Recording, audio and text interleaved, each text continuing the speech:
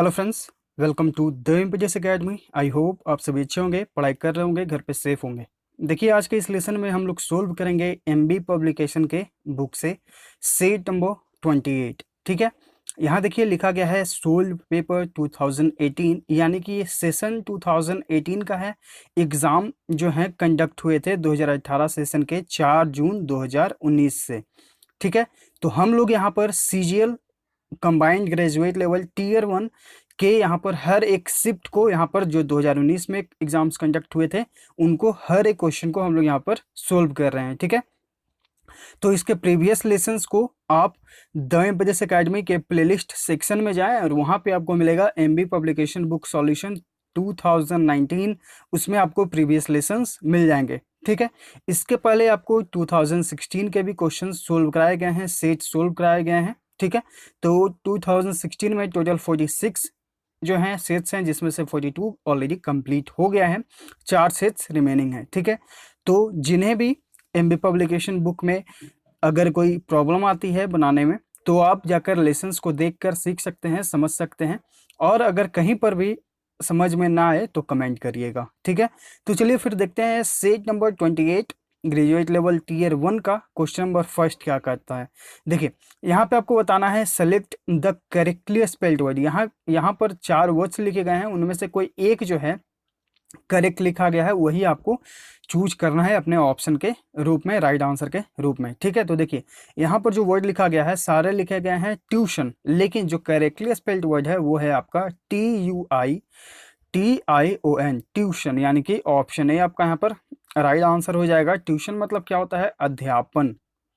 ठीक है, ट्यूशन मतलब क्या होता है? अध्यापन। तो राइट आंसर यहाँ पे ऑप्शन ए है। क्वेश्चन नंबर 2 पे आते हैं। यहाँ पे आपको देखिए कहा गया है कि एक सेंटेंस दिया गया है और उसके कुछ पार्ट जो हैं वो अंडरलाइन है।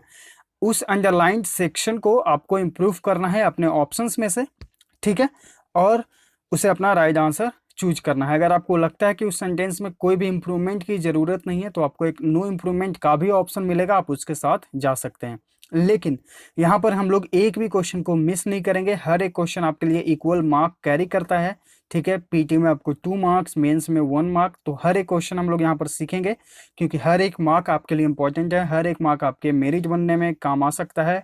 मेरिट सभी जानते हैं कितना इंपॉर्टेंट है बनना, पीटी, मेंस, डिस्क्रिप्टिव, फिर आपका जाकर 4th लेवल जो आपका कंप्यूटर बेस्ड होता है, एमएस एक्सेल वगैरह। ठीक है, जो एसओ वगैरह जो पोस्ट होते हैं उनमें ये लिया जाता है। ठीक है, और फिर किन्हीं का टाइपिंग भी होना होता है। उसके बाद आपका जाकर फाइनल मेरिट बनता है। तो वो मेरिट बनने तक एक स्टूडेंट कितना मतलब कोशिश करते हैं, पढ़ाई करते हैं।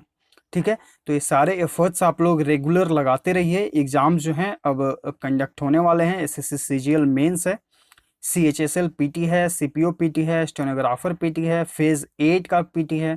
ठीक है, फिर अभी रिसेंटली एसएससी कांस्टेबल का फॉर्म फिलअप हुआ है, तो इसका एग्ज़ाम कंडक्ट होगा। और भी वेरियस जनरल कॉम्पिटिटिव एग्ज़ाम्स जो हैं कंडक्ट होंगे धीरे धीरे।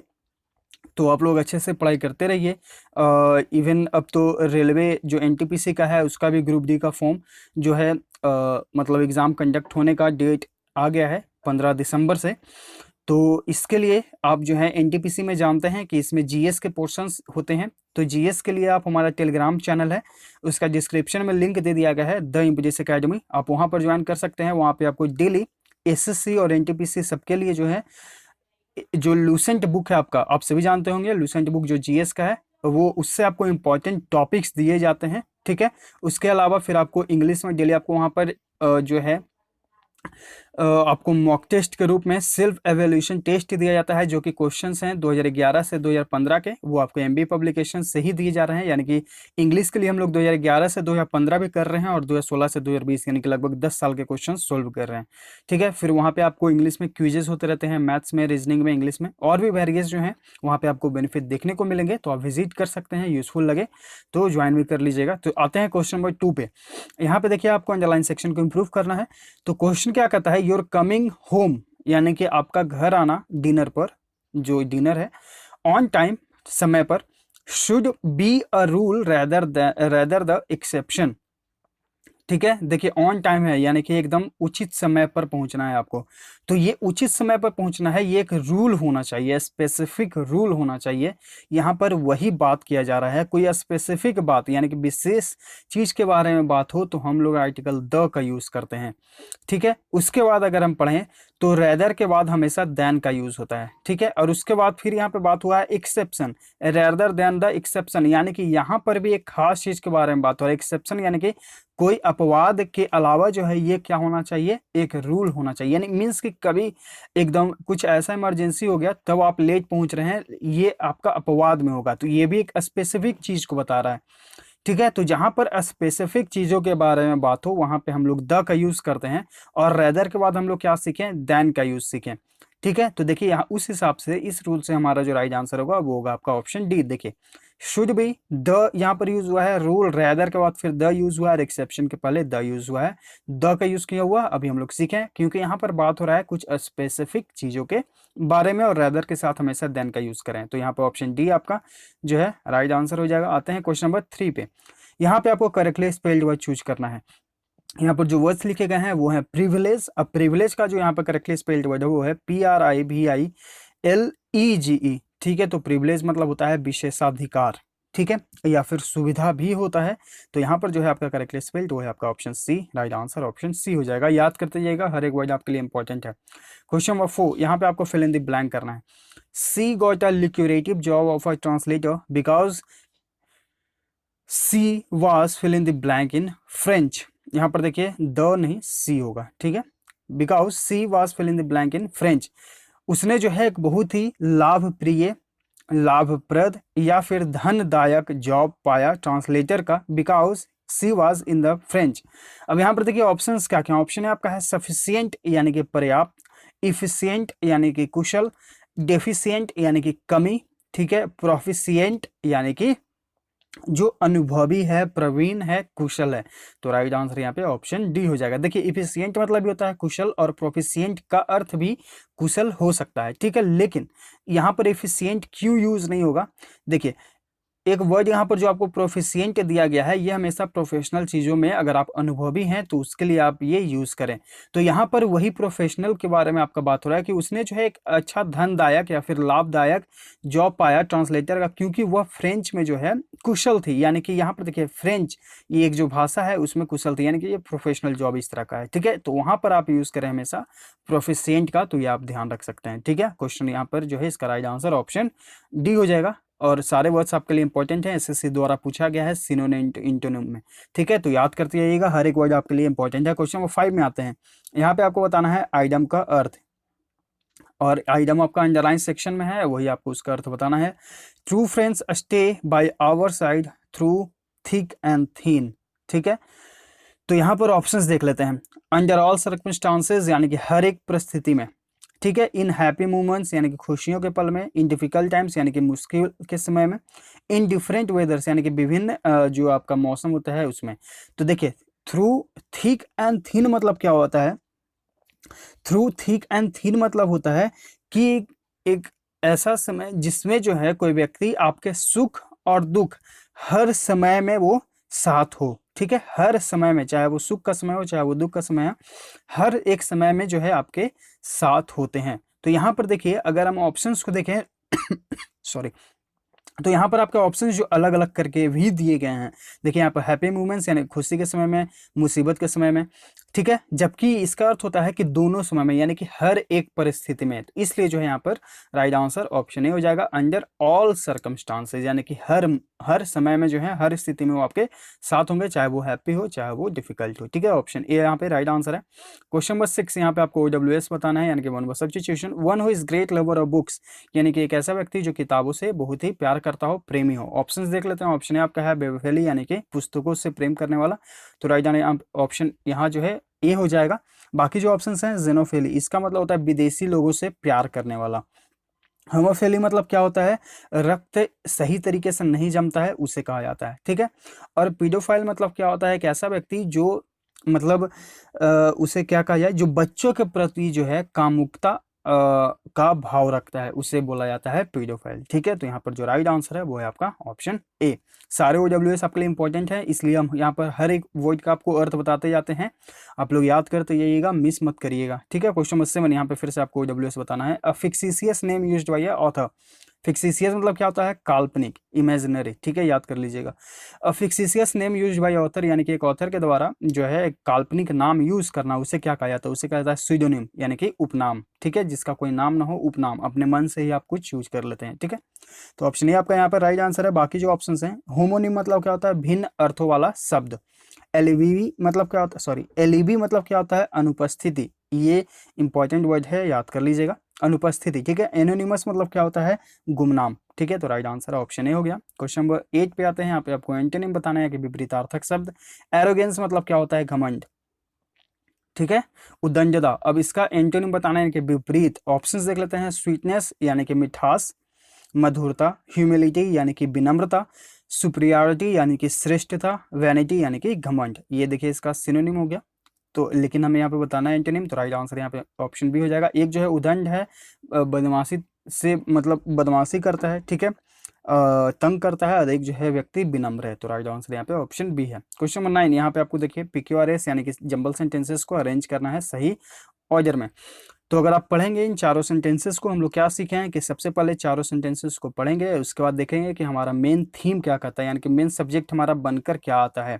तो अगर आप पढ़ेंगे तो इसमें से आपका मेन सब्जेक्ट बनेगा कि आप जो है अपने जीवन का 1/3 भाग जो है वो सोने में गुजार देते हैं। ठीक है, we spend about 1/3 of our time sleeping, यानी कि हम अपने जो अपने समय का 1/3 जो है वो स्लीपिंग यानी कि सोने में गुजार देते हैं। ठीक है, उसके बाद how ever the body utilises the sleeping time effectively, जो भी हो, जो हमारा शरीर है, यूटिलाइज मतलब होता है उपयोग करना, याद रखिएगा। जो हमारा शरीर है वो उपयोग करता है हमारे स्लीपिंग टाइम को, इस टाइम को यानी कि सोने वाले समय को बहुत ही अच्छे से, इफेक्टिवली यानी कि प्रभावपूर्ण तरीके से। ठीक है, उसके बाद इट प्रोड्यूसेस एनर्जी, यह जो है हमें एनर्जी प्रोड्यूस करता है। ठीक है, यानी कि ऊर्जा, और रिलीजेस हार्मोन्स, जो हार्मोन भी रिलीज करता है for repair and growth during the night, जिससे क्या होता है कि हमारे शरीर में ग्रोथ होती है नाइट के समय। और the brain is active too during sleep, जो हमारा ब्रेन है वो सोने के समय भी एक्टिव रहता है, मैसेजेस भेजते रहता है। ठीक है, to our heart to beat regularly, for the heart to beat regularly, मतलब वो जो है मैसेज सेंड भी करते रहता है हार्ट को कि आप जो है बीट करते रहें, नहीं तो ये व्यक्ति निकल लेगा ऊपर। ठीक है, तो इस तरह से जो है हमारा ब्रेन बहुत ही एक्टिव रहता है हर वक्त हमारे सोने के समय भी। तो ये हुआ आपका सेंटेंस अरेंजमेंट, आई होप आपको समझ में आया। तो इसके लिए आप जितना बेहतर जो है खुद से प्रैक्टिस करते रहेंगे उतना आपके लिए बेहतर होगा। CGL मेंस में अगर आप बैठेंगे तो वहाँ पे 20 क्वेश्चंस आपको बनाने के लिए मिलेंगे।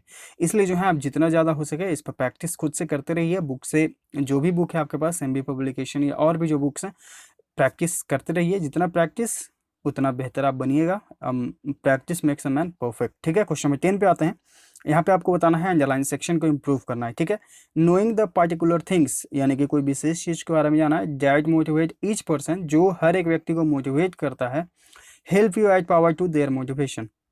यहाँ देखिए, यहाँ पर जो वर्ब हमारा यूज हुआ है वो ईच पर्सन के यूज हिसाब से यूज हुआ है। ठीक है, तो ईच पर्सन जो हमारा है सब्जेक्ट वो सिंगुलर है, तो सिंगुलर के साथ हम लोग जो है हम लोग सब्जेक्ट भी, सॉरी, जो वर्ब है उसे हम लोग सिंगुलर फॉर्म में ही यूज करते हैं। ठीक है, सिंगुलर सब्जेक्ट सिंगुलर वर्ब, तो सब्जेक्ट हमारा सिंगुलर यहाँ पर ईच पर्सन है, तो इसके साथ वर्ब भी हम सिंगुलर यूज करेंगे, तो वर्ब V5 फॉर्म में हमारा सिंगुलर होगा प्रेजेंट में। तो हेल्प की जगह क्या यूज करेंगे, हेल्प्स का यूज करेंगे।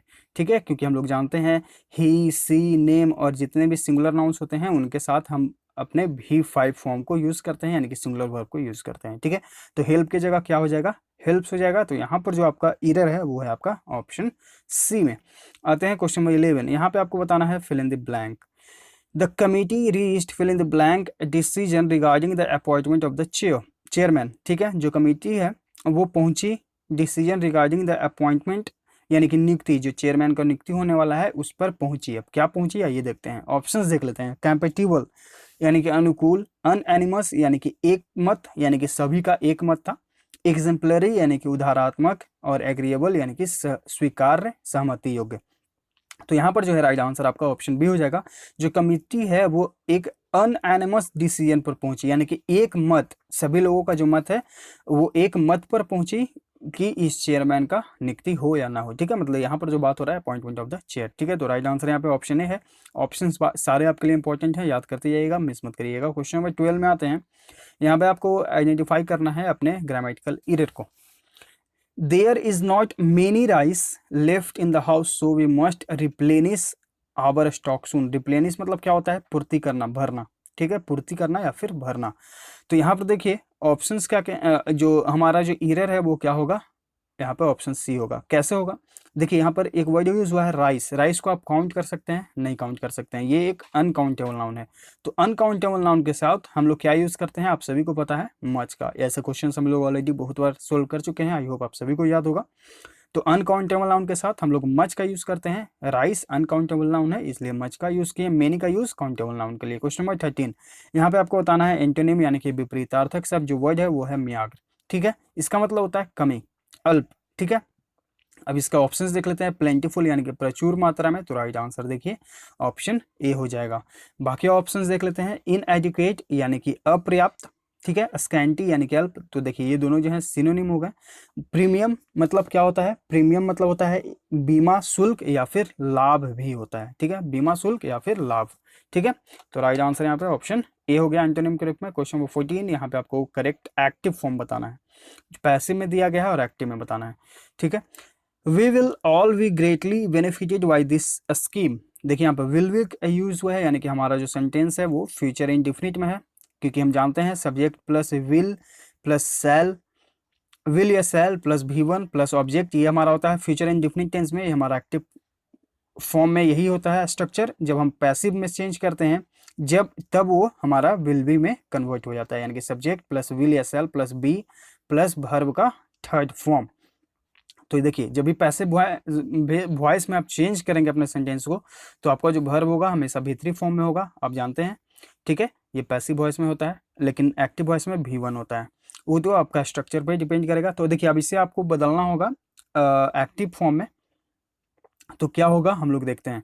तो हमारा सब्जेक्ट यहाँ पर क्या हो गया? दिस स्कीम हो गया, और इसके हिसाब से हम लोग लगाएंगे विल। तो देखिए यहाँ पर राइट आंसर ऑप्शन सी हो गया। आप यहाँ पर ऑप्शंस को भी एलिमिनेट कर सकते हैं। ऑप्शन ए आपका है हैज, एलिमिनेट। वुड यहाँ पर यूज हुआ है, एलिमिनेट। इज यूज हुआ है, एलिमिनेट। विल वाला आंसर यहाँ पर हमारा राइट आंसर हो जाएगा। ठीक है, क्वेश्चन नंबर 15, अगर आपको वॉइस नरेशन या किसी भी सेक्शन में दिक्कत है तो द इंग्लिश एकेडमी के प्लेलिस्ट सेक्शन में जाएं और वहां पे आप सारे लेसन्स को देख सकते हैं। सारे चीज़ आपको ऑलरेडी वहां पे बताए गए हैं। फ्रेजल वर्ब्स, फिक्स्ड प्रीपोजिशंस, ठीक है, अलग से OWS आपको बताया गया, अलग से आपको आइडियम एंड फ्रेजेस बताया गया। और ये सारे लेसन जो हैं आप CGL 2020 जो एग्जाम्स हुए थे उनके लिए बहुत ही ज़्यादा बेनिफिशियल हुए थे और आगे भी होंगे।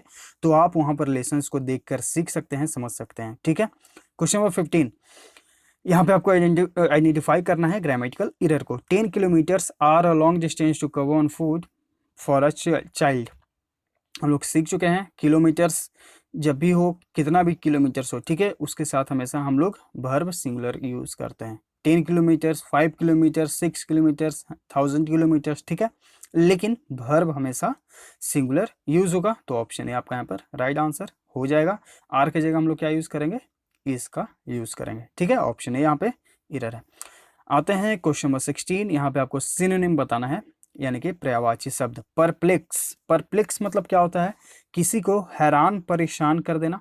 ठीक है, या इसका मतलब जटिल भी होता है। ठीक है, किसी को हैरान परेशान करना और जटिल भी होता है, इसका दो अर्थ होता है। ठीक है, ऑप्शन देख लेते हैं। ऑप्शन आपका है सरप्राइज यानी कि आश्चर्यचकित करना, वी वाइल्डर यानी कि हैरान परेशान करना। तो राइट आंसर देखिए यहाँ पे ऑप्शन बी हो गया। कॉम्प्लेक्स यानी कि जटिल, डिसीव यानी कि धोखा देना।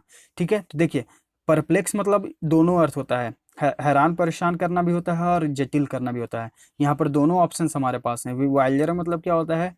हैरान परेशान करना, और कॉम्प्लेक्स मतलब जटिल। तो अगर आप बुक के हिसाब से जाएंगे तो यहाँ पर आपका राइट आंसर देखिए ऑप्शन बी होगा, लेकिन आपको दोनों अर्थ जो है याद करना होगा। देखिए अब हम लोग फिल करेंगे क्वेश्चन नंबर 17 to 21। ठीक है, living his car with the wallet, अपने कार को सेवक के साथ छोड़कर जाना। वैलेट मतलब क्या होता है? सेवक या फिर नौकर। He fill in the blank the hotel and join the large crowd milling. ठीक है, तो देखिए यहाँ पर जो ही यूज हुआ है मतलब कि उसने जो है होटल में क्या किया, तो इंटर किया। आप होटल में जाएंगे तो आक्रमण नहीं करेंगे, डायरेक्ट जाकर जो है वहाँ पर क्या करते हैं, आप एंट्री करते हैं। तो यहाँ पर वही जो है आपका राइट आंसर होगा entered, he entered the hotel. बाकी ऑप्शंस देख लेते हैं। असेस यानी कि पहुंच, एडमिट यानी कि दाखिल होना जैसे हॉस्पिटल में कोई व्यक्ति, और इन्वेडेड मतलब क्या होता है, आक्रमण करना।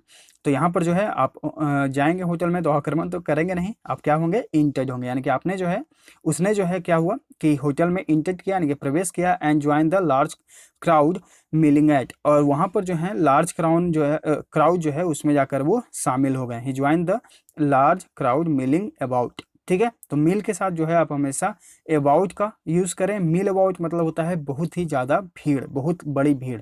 ठीक है, तो उसने जो है एक लार्ज क्राउड मिलिंग अबाउट, जो उनका इंतजार हो रहा था वहां जाकर उसने ज्वाइन किया। ठीक है, ही फाउंड अ बैच, उसने जो है एक पदक पाया। बैच मतलब पदक। वेटिंग फॉर हिम, जो उसका इंतजार हो रहा था। ठीक है, at the receptionist table, receptionist table पर जो पदक रखा गया था वो उसके लिए ही था, मतलब उसी का इंतजार हो रहा था। एंड टूक हिज एंड टूक हिज सीट, उसने जो है अपने अपना सीट को पाया। जैसे कि आप ट्रेन पे भी चढ़ते हैं, ठीक है, बोर्ड करते हैं, तो वहाँ पे अनाउंसमेंट होता है कि टेक योर सीट्स। ठीक है, इस तरह से। तो यहाँ पर वही बात हो रहा है कि उसने जो है अपने सीट पर जाकर बैठा। In the rear of the hall, rear मतलब क्या होता है, रियर मतलब होता है पीछे। जो आप साइंस में पढ़े होंगे, ठीक है, रियर ग्लासेस वगैरह यानी कि पीछे पीछे का दर्पण जो होता है इस तरह का। तो यहाँ पर वही बात हो रहा है, रियर ऑफ द हॉल यानी कि हॉल के सबसे पीछे वाले भाग में जो है वह जाकर बैठ गया, यानी कि अपना सीट प्राप्त किया। When the place was when the place was filled the moderator welcome the crown, जब जो है पूरी जगह भर गई, यानी कि फील्ड यानी कि पूरी जगह जो है भर गई, जो मॉडरेटर है, मॉडरेटर यानी कि पंच, उसने जो है क्राउड को वेलकम किया यानी कि स्वागत किया। ठीक है, तो ये हुआ इस पूरे पैसेज का अर्थ। आई होप आप सभी को अच्छे से समझ में आ गया होगा। तो यहाँ पे क्या बात हो रहा है कि एक व्यक्ति है, वो अपना कार से आया और उसे जो है बाहर छोड़कर आया कार से, कार को अपने सेवक के साथ, यानी कि जो सेवक है वो कार के देखभाली कर रहा था। उसके बाद जो है वो इंटर किया होटल में, और बहुत ही बड़े भीड़ को उसने ज्वाइन किया। उसने एक पदक पाया जो उसका इंतजार कर रहा था रिसेप्शनिस्ट टेबल पर। उसने जाकर अपना सीट लिया हॉल के सबसे पीछे वाले भाग में। जब वो जो है पूरा प्लेस यानी कि वह जगह जो है पूरा भर गया, तब मॉडरेटर यानी कि जो पंच था उसने क्राउड को स्वागत किया। ठीक है, क्वेश्चन नंबर 22 पे आते हैं। यहाँ पे देखिए आपको PQRS यानी कि सेंटेंस अरेंजमेंट है। तो अगर आप इसे पढ़ेंगे तो आपका जो राइट आंसर बनेगा वो बनेगा आपका ऑप्शन डी, यानी कि कॉलोनियल रूल के अंडर जो है पीपुल कैसे रहते थे उसके बारे में बात हो रहा है। यानी कि जो पीपुल हैं वो lived in fear of the British government and didn't agree with many of the decision they took, यानी कि जो लोग थे वो डर में जीते थे ब्रिटिश गवर्नमेंट में। ठीक है, और बहुत सारी चीज़ों से सहमत नहीं होते थे जो उनके द्वारा डिसीजन बनाए गए थे। But they faced grave danger, but उन्हें वो जो है एक गंभीर डेंजर को फेस किया। If they try to criticise decision, अगर वे ऐसा करते, ठीक है, तो वो एक बहुत ही गंभीर समस्या से जूझते। मतलब अगर वो क्रिटिसाइज करते उनके डिसीजन को तो वो एक गंभीर समस्या से जूझते। ठीक है, उसके बाद the freedom movement change this situation, जो फ्रीडम मूवमेंट है वो इस सिचुएशन को बदल दिया। और the nationalist now began to openly criticise the policies of the British, उसके बाद जो नेशनलिस्ट हैं, जो हमारे जो राष्ट्र प्रेमी जो थे, वो क्या किया, उन्होंने जो है ओपनली यानी कि खुलेआम जो है क्रिटिसाइज कर दिया जो ब्रिटिश के द्वारा पॉलिसीज बनाए गए थे। ठीक है, तो क्रिटिसाइज मतलब निंदा करना। तो इस तरह से आप इस तरह से PQRS के सेंटेंसेस को सोल्व करना सीखें, प्रैक्टिस करते रहें। जितना आप प्रैक्टिस करिएगा PQRS पे उतना ही आपका कमांड होते जाएगा। क्वेश्चन नंबर 23 यहाँ पे आपको बताना है synonym of the given word, यानी कि पर्यायवाची शब्द। वर्ड क्या है आपका, डिफर, मतलब क्या होता है, टालना। ठीक है, तो आप लोग जो है डिफ़र ना करें अपने प्रिपरेशन को, हमेशा प्रिपरेशन करते रहें एकदम ज़ोर शोर से।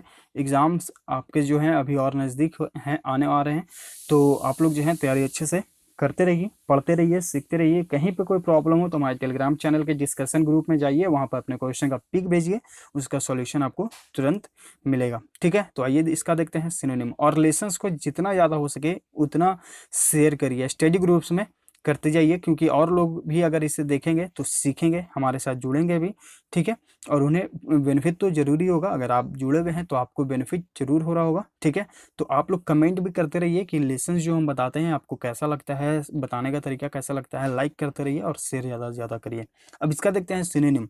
डिफर मतलब क्या होता है, टालना। ऑप्शंस देख लेते हैं। ऑप्शन ए आपका है ड्रीड यानी कि भय, डिसपियर यानी कि निराशा, डिक्टेट यानी कि हुक्म चलाना, डिले यानी कि देर करना। तो राइट आंसर यहाँ पे ऑप्शन डी हो जाएगा, यानी कि आप किसी काम को करने में टाल रहे हैं, उससे देरी कर रहे हैं, ठीक है। तो राइट आंसर यहाँ पे ऑप्शन डी है। क्वेश्चन नंबर 24, यहाँ पे आपको बताना है एक्टिव से पैसिव वॉइस में चेंज करना है।